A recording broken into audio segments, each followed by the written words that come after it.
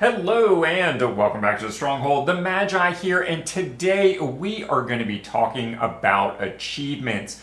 Not from a news standpoint. I think everybody knows achievements are a thing. Everybody very well understands how they work.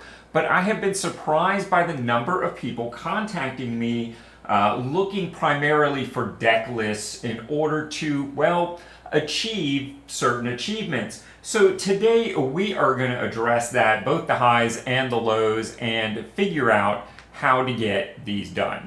But before we get into all that, take just a moment to like, comment, and subscribe, because that kind of thing really keeps this boat moving. Now, what were we talking about? Oh yeah, right. Alright, so I started by running the numbers, and by my count there's 113 total achievements available on Arena as part of the first wave. Of those, 8 are skill driven. They want you to achieve a certain rank and a certain style of play, etc., etc. And frankly, those are going to come down to whether you have the skill and the moxie to do it. What I will tell you is rank is not about a particular deck. It is more about endurance. You can pretty much take any deck to Mythic if you are willing to play enough games to do it. You've just got to stick with it. Now, there are about 15 that I would call focus achievements, where maybe you do need a particular deck, or at the very least, a particular focus in order to unlock that achievement. And, well, folks, that means the remaining 90 achievements, the lion's share, if you would, are things that are going to take care of themselves. Most often because they include the phrase, over any number of games. You need to gain so much life, or add so many +1 counters, or cast so many small creatures. But there's no expectation of doing it in one game or even over a short number of games. You have your entire Arena career to do these, and even without focusing on them, just out of dumb luck, these things are going to happen eventually. And I don't really think that these are worth very much consideration. Just play every day like you normally would. These things will, in fact, take care of themselves over time. Alright, so the first 6 of what I have referred to as focus achievements occur in the core/advanced achievements. And there's a lot to question here. I mean, in all of these achievements, you pretty much only get cosmetics. And to get to the highest, the Achievement Hunter title, you need to do all 15 of these. So if you haven't thought about it already, you need to consider how much work and effort are you willing to put into these individual achievements, and ultimately in unlocking specific cosmetic rewards. Like, if the Achievement Hunter title isn't significant to you, you could stop at the Baneslayer Angel sleeve at only 12 achievements. Further beyond that, you could get the phrase emote Never Didn't. And for that, you only need 9. At 6, you get a Sparky emote, and at 7, you get a Lands Am I Right phrase emote. Now, how much utility and benefit and joy these add to the game are something that you need to be considering. Now, since you clicked on this video and are interested, I'm assuming you're willing to do all of these. The same, of course, can be said for the color masteries, and green is the smallest grouping here, only having 1 that I consider to be a focus achievement, and that's no bigger than that. Attack with a creature with 21 or greater power. But before we talk about how to achieve that, we really need to consider individually whether we need to achieve that. So with 10 achievements in all of the colors, this one have 9 that are essentially going to take care of themselves over time, meaning the only thing that you would get by focusing in on that no bigger than that is the Vivian Foundation's avatar. Eventually. Um, we already have a Vivian avatar as part of the new player experience freebies. So whether this is worth it or not is something you should consider before putting time and resources into doing this achievement. No bigger than that. Alright, so the first deck that comes to mind when I want to attack with such a large creature is a little something I put together for Brawl a few years back in 22, I think it was. Yeah, 22. Is the 97 lands gate combo.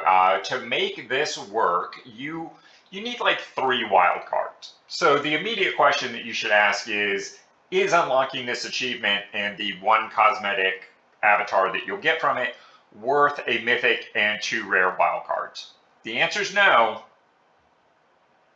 There's not a lot here for you. If you have some of these cards, or if you don't mind investing those, which honestly is not a bad investment because we can do more with this deck than just do this particular quest slash achievement. But let's start with the basics here. The commander for this Brawl deck is the first sliver.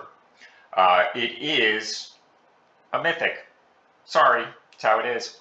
But it's 5 colors. And the important part here is it has a cascade when it comes into play. So we basically just play lands until we can cast the first sliver.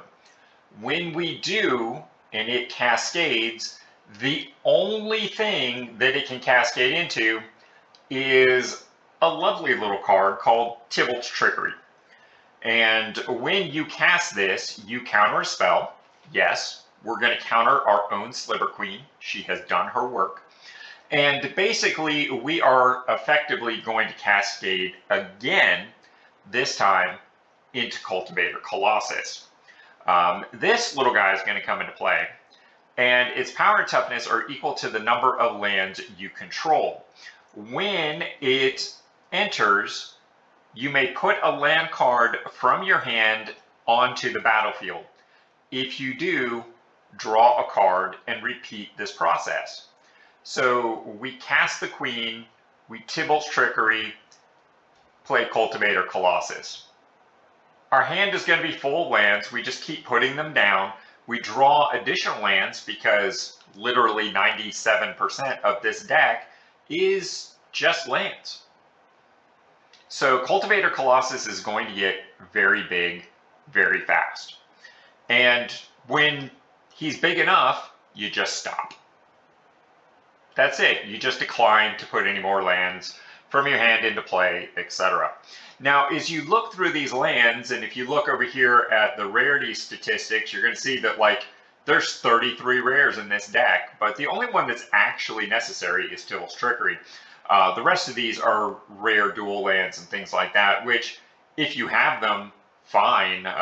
Playing a command tower makes it that much easier to play our commander. Same with the dual lands. They just give us options. But you certainly don't need these. These could be common tap tempo lands that produce 2 colors. Hell, they could be basics. And in fact, I run 8 or 9 of each basic probably in this deck in most cases. So it's very, very cheap to play. The one issue that you're going to run into is people are either going to concede, or they're letting you go through and make this Cultivator Colossus because they have an answer for it, which means you might not get the chance to swing in every single game. But I'd say by the time you're able to play this deck 4 or 5 times, you will probably have the option to play with Cultivator Colossus, which will fulfill the achievement, etc., etc. Now, beyond what's going on here in the obvious, the way this deck actually wins, because again, we're expecting them to either concede, in which case you won, or to have an answer for Cultivator Colossus. He's not the win condition. He's a means to an end. What we're actually using as our win condition if you really want to full out build this deck, is Maze's End. We are using Cultivator Colossus to get out 10 or 11 various gates onto the battlefield. Then when we move to combat and they, death by 1,000 whatever black mana spell in order to kill the Cultivator Colossus, we tap Maze's End in response and win the game. So this deck functions very, very differently if you're trying to win the game. You can put it together super cheap if you're just trying to get that no bigger than that achievement, of course. The very interesting thing about this is a great deck also for that Tuesday morning when you're trying to finish out all of your daily quests and collect all that gold before the reset. You get 3 new ones. Because, of course, Sliver Queen is a 5-color spell. And you can run this exactly as it is for that Maze's End win, if you care about the win. If all you care about instead is just casting as many color spells as fast as you can, replace Cultivator Colossus with like one of several cheap 5-color creatures. There's, I believe now, several at common and uncommon to choose from, although only one uncommon comes to mind at the moment, but they're out there. So you could play this on that Tuesday morning, finish all your color-created quests. Every time you go off with the combo, just concede, and you've cast 2 or 3 spells of every color each time. Repeat this 4 or 5 times, and hey, look at that, you finished all of your color-related quests just in time for the new set to hit, the arena to reset, and you get 3 new daily quests. So you can get a lot of mileage out of this silly little combo deck that takes, 2, 3, 4 different wild cards, depending upon how you want to build it. But I also think it's the perfect way to finish that no bigger than that achievement. And of course, I want to take this opportunity to thank my supporting patrons, because being a small content creator comes with big bills. And I just couldn't do everything that I do without their monthly support. Thanks, guys. And of course, if you enjoyed this video and found it helpful in your arena experience, we have a few suggestions for what you could watch next.